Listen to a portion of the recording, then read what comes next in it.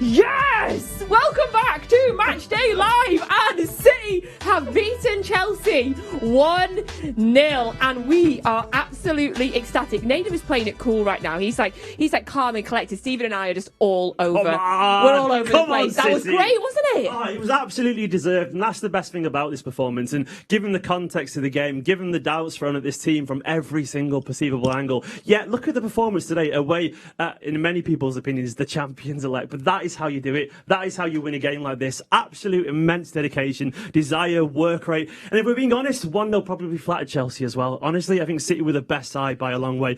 I just heard as well, United lost as well. Come on! Yeah, what a day. There was another 12:30 kick-off today. Manchester United were playing Aston Villa. Now, I don't know if it's full-time yet, but last time we looked, it was 90+4, and Manchester United were losing to Villa, with Bruno Fernandes missing a penalty. Nathan, back to us, although that just, Sorry, just tops it off, doesn't it, Steven? Why were we so good today? Well, listen, I wasn't playing, so I'm not sure exactly. But I thought from the goalkeeper through to the front line, I thought everybody was magnificent. There were some people within that who, looking at Rodri, Bernardo Silva, guys at the back, they were brilliant as well. But everything just seemed to fit. Tactically, I think Pep got it spot on. I think he controlled the game at Stamford Bridge, which not many teams will do this year. And he did that through the players that he put in there, the system he put them in. I thought Phil Foden playing in and around the 9 was great in there as well. The wide men, everyone central. He was great. For Chelsea, they could never get into the flow of the game. And you think maybe at half-time they'll make an adjustment and get better. But they didn't. And then even when they took off Kante to try and go more attacking, I think it got worse because that's when it got more open and City created more chances. So for Pep, it was Pep and the team, they're very well drilled. They understood what was required to win this game. And there's obviously an emotional element there as well because now they go into a stadium as an underdog. And I hope that's the last time it happens between now and the end of the season because they deserve more credit because they are a fantastic football team.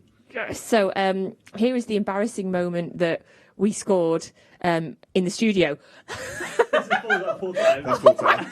That's full time. We must remember in future that the cameras are always on. Some people know. I thought like a little child. Yeah. Some people know. I don't care, man. It's football, and that's what it's about, isn't it? Genuinely, if you can't enjoy a game like this today, I don't really know why you're watching football. Full stop. Because that performance today, he deserved that response. There was look at people like Bernardo Silva. I don't know how he runs as much as he did, but that was a performance today of quality.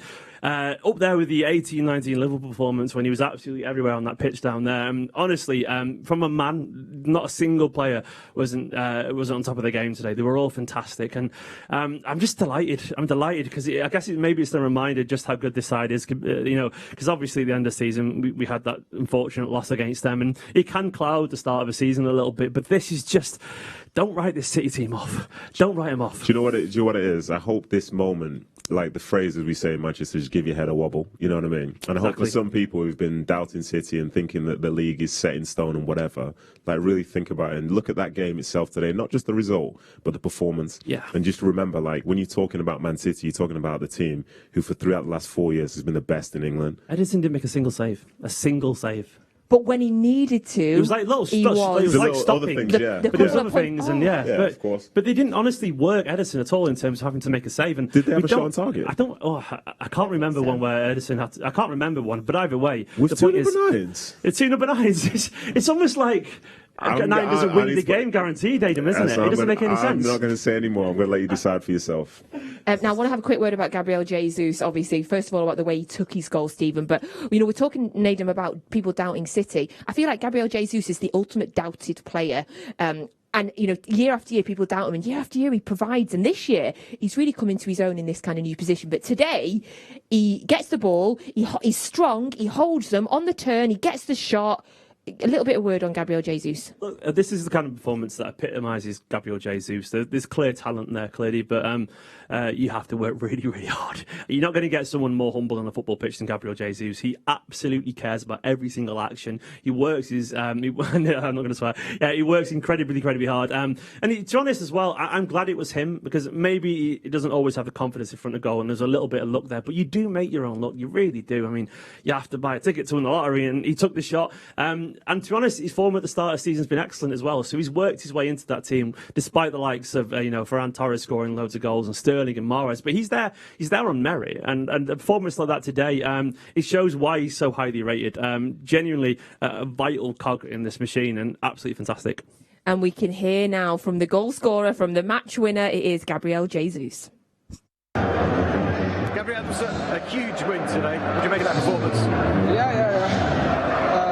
We prepared the game to play good, like always we try. So we come to play against one of the best teams in Europe, the Europe champions. So they play so good. They have a lot of amazing players.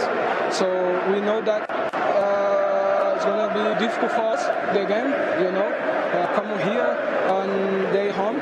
So we played very good and win the game. And you scored the goal, a little deflection, but you deserve that bit of luck because you had so much possession.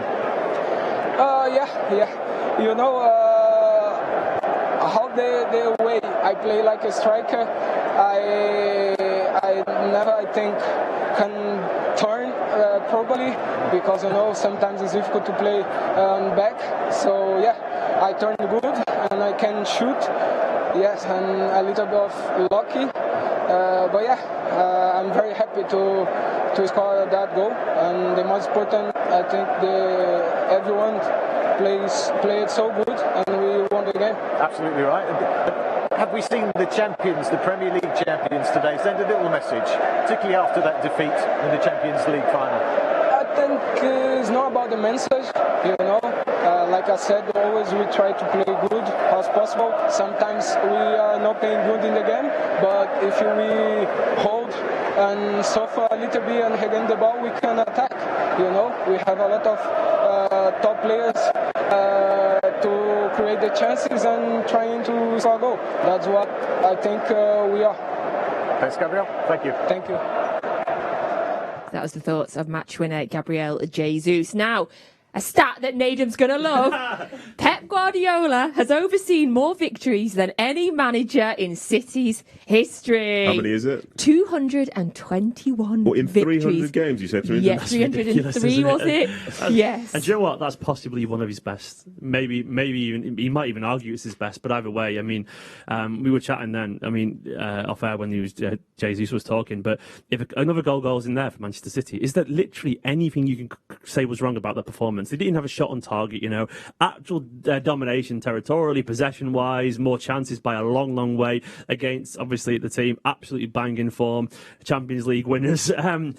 Just immense with all the context of the game as well and all the questions around the team, and once again without a striker and all that kind of stuff.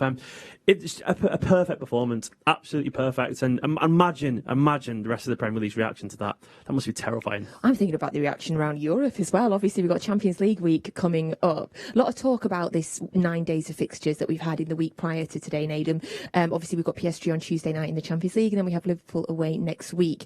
After today's result, has it changed how you feel about the week or how you feel? No, not at all. Not at all. I think Pep, one thing which he does very well, especially based on what I saw last year, is he takes it one game at a time. So for us from the outside, we're talking about this week of games and who they're up against. But the fact is, for them, they understand they just have games and they're going to prepare for each one individually the right way. It's a different caliber of opposition come Tuesday again, different caliber of opposition come the next Saturday. But they get it, and the players feel good. They're getting closer towards their best. Start of the season, Fewman only had a week of pre-season, 2 weeks of pre-season, but people are getting games now. Phil Foden's closer to being back towards being fully fit, even though he's not there yet. Scary is that, by the way? That's what I mean. Like De Bruyne is trying to feel his way back in as well. You're bringing in Sterling off the bench, Mahrez off the bench, this stuff. So he's got options, and he's got options for games, and the games are against PSG, but ultimately it's a Champions League game. And whether they're playing against PSG, whether they're playing against Club Brugge or Leipzig or whoever, they'll approach it in the same manner. And that, for me, is why they are the best, because they take every game as seriously as the next, regardless of the opposition. So if we are looking ahead now to Tuesday night's Champions League game against PSG, we're aware of the people that they have and who they've signed.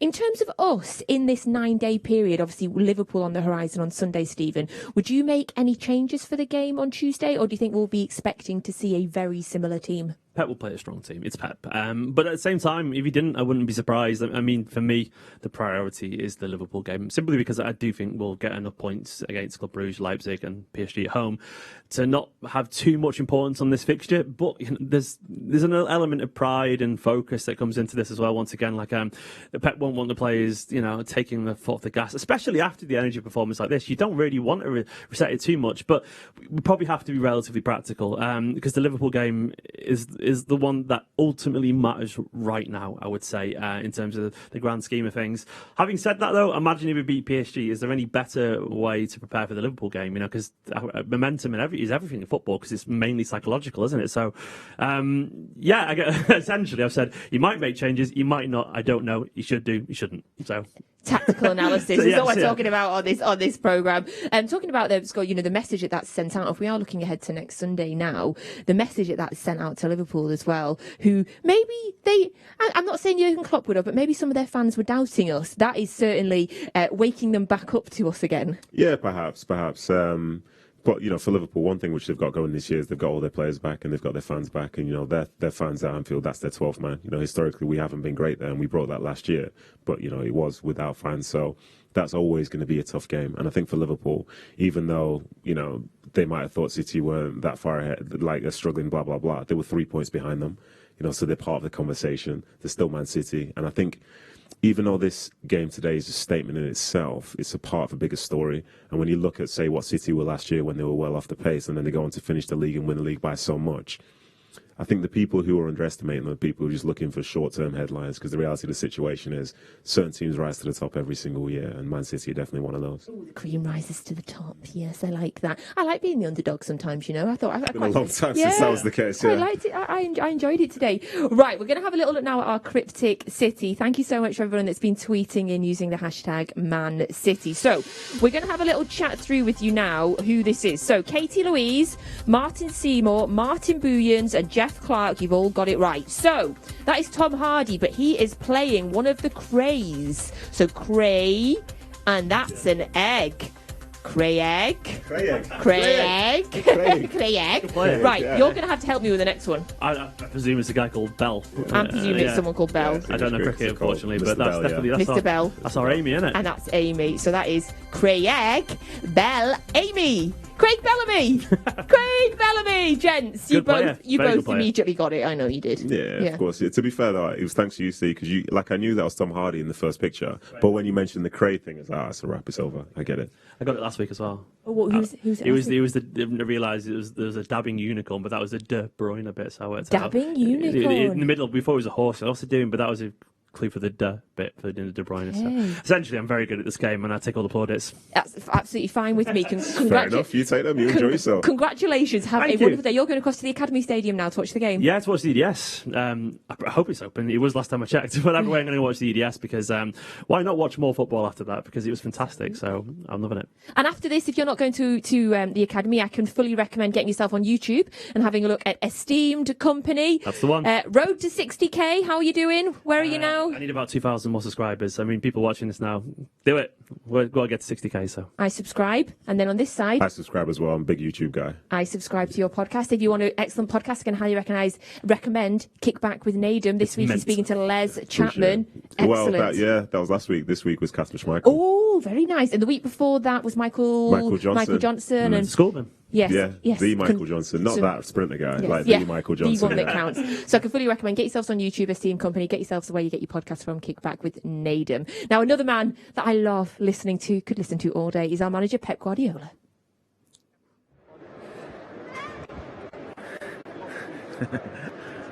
Pep, you must be very pleased with that result today and the way you dominated the contest as well. Just 3 points, but important ones. The king of the Champions League, because they won it, and the way we played. So the team always can. We can think play good or play bad, but always it doesn't matter where we play. We try to do it, and today the guys were outstanding. So in this stadium against this opponent, and did what we have done. Make me so proud, and of course the result to these 3 points. You mentioned pride. What was the most pleasing aspect of the performance? The result, obviously, but was it the fact that you had so much of the ball that you dominated? Come here and do our game. So sometimes you cannot do it because the opponent is better. Do it our game. So we were courage to press high, and they could not make the build up like they are masters, and they are so good, and that's why I'm pleased for the way we played. Jesus got the goal, of course. He's now decided that he wants to play on the right, but he can still. Who? Gabriel Jesus. scored the important goal. He's trying. He's now saying he likes to play on the right, but he can still deliver down the middle, can't he? Yeah, it was an action for the set pieces, so that was it. He was in the middle, and Gabriel is always give everything. So you cannot say anything to him. So every single game, run for his teammates, every single action. So that's why with this type of players make me so happy. Does it make you happy that you've beaten Chelsea and just stopped that run of 3 defeats? It must niggle with you. Listen, in my career, I won and I lose. I never score a goal, I never save a penalty. So, I know the statistics for with Thomas or with before with Jose and then with Jurgen, with the other ones. We don't play. So I never said, I never been in a press conference to win a title, so I won. Here is many people, so if they beat us the previous times, it's because they are exceptional. So, and you can lose 3 and 4 and 5, but in this process, I saw perfectly the way we played. We were ourselves. Yeah. We couldn't be able to attack better, or many reasons, my decision, wrong decisions, we don't know. But we were ourselves, and that is, let's say, if they beat us, it could be today. Yeah, of course, they are exceptional team. One good statistic, one you like, is you're now the Manchester City manager who's had the most wins ever in the history of the club. That's a nice landmark. I'm so proud as well. We have done it. We have done it in this milestone here in Stamford Bridge with the last Champions League winner is special. So yeah, I think this period they have been together. We are together. Have been magnificent. Magnificent. We can lose games, lose finals, but the people cannot say the way we play every single game with incredible courage in Stamford Bridge, in Anfield, anytime. We go to try to do our game, and that is make me proud, a little bit for myself, but especially for all the club. And a good start to a very difficult and busy week as well. Yeah, definitely. It's better starting that way than not.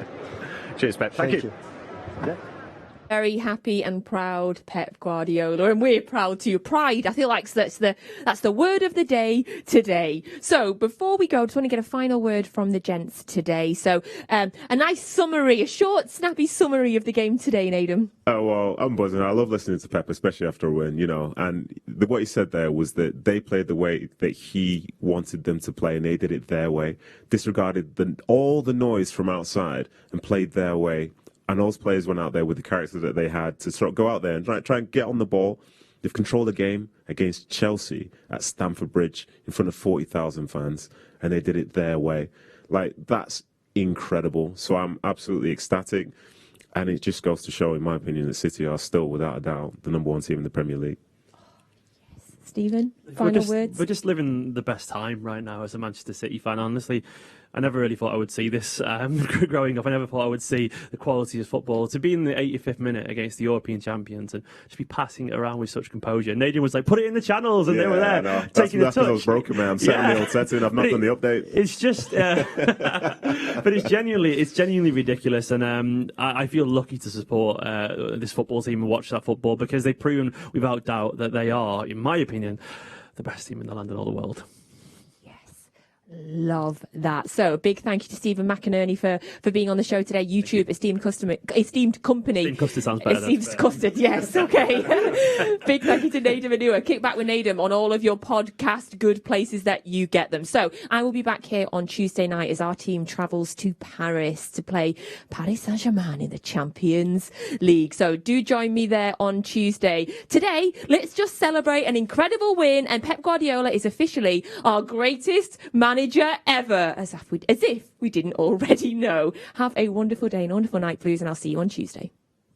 Premier League is all blue once again. It's Manchester City against Chelsea. Oh, that is majestic! Now Rissler, absolute salsa from Kevin De Bruyne. There is no stopping that. Chelsea's triple empire, or is he? Manchester City are Carabao Cup champions. Brilliantly done by Didier Drogba. Nasri, the tackle race is back on. Gundogan's on the twist and scoring a truly Champions League winners. Sensational 6 for Manchester City. Mourinho's first defeat as Chelsea lost. Massive win for Manchester City.